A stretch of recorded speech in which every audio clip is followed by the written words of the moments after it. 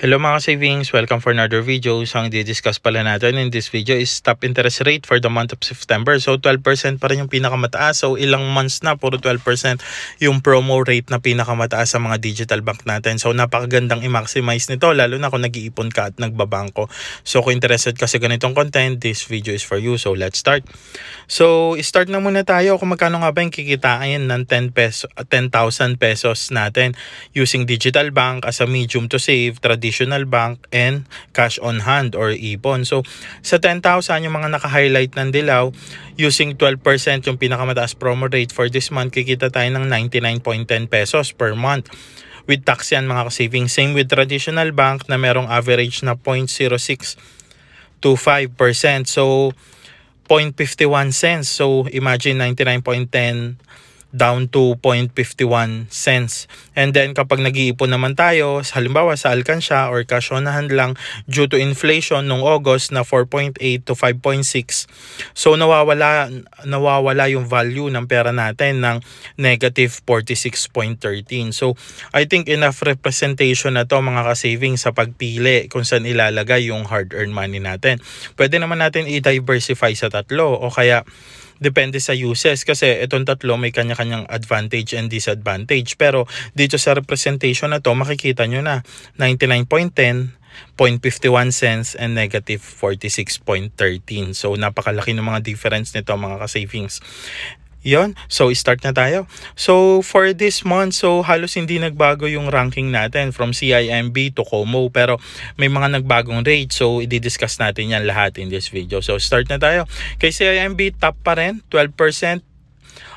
No cap to, increment average daily balance from previous month. Sample nung August, ang balance nyo is 1,000. Ngayon, more than 1,000 yung nilagay nyo, kikita siya ng 12%, no cap. And then yung normal rate nila sa lahat ng existing customer, whether kaka-create pa lang o hindi, 5%. Yung normal rate nila, 2.6, 2.5, and 0.75. Pero hindi yan valid ngayon kasi 12% and 5% para sa UpSave and GSave yan. And then kay Maya naman, 12% pa rin.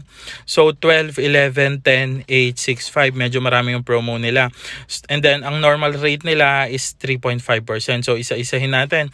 5%, additional 1.5% kapag 250 is spent, and then 6% kapag 1,000 is spent, 8% kapag 25,000 is spent, and then 10% yung interest rate kapag 35,000 is spent, and then 11% kapag nasendan kayo ng smart ng code na pwede nyong gamitin para makadagdag kayo ng 1%, and then 12% referral code kapag nakapag-refer kayo ng friend na makakapag-create ng account sa Maya. So yun yung digital. So time deposit to. Since nilagyan natin ng TD, isa-isahin na rin natin to. 6.75, 6.50, 6.25, 5.75, 5.50. So isa-isahin natin yan. 5.50, 30 days time deposit. 5.75, 60 days.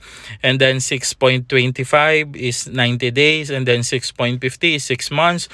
And then 6.75, 1 year time deposit.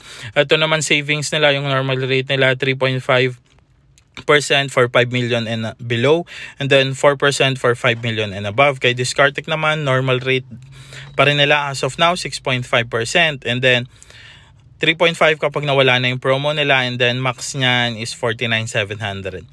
Uno Bank pa rin, 6 time deposit nila, dalawa, 6.5 and 6.5. Uno Boost and Uno Earn. Yun sorry, nakalimutan ko yung exact term. Pero dalawa yung time deposit nila. Isa yung 3 to 12 months and 1 year and 2 years. And then normal rate nila is 4.25 kapag 5,000 and above, and 3.5 pag 5,000 and below. Netbank is yung savings nila 6%.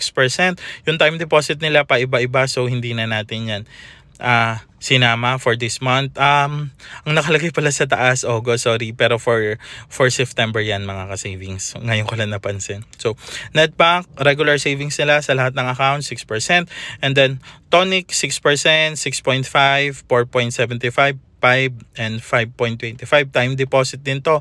Ang logic din dyan is 6 months is 6%, and then habang tumatagal until 6 years pababa. Pero ang magandang diskarte kay Tonic is 6 months nyo lang para ma-maximize nyo yung 6%, and then normal stash nila, yung single lang is 4% and then 4.5% for group stash. GoTime is 5%, no cap, walang condition.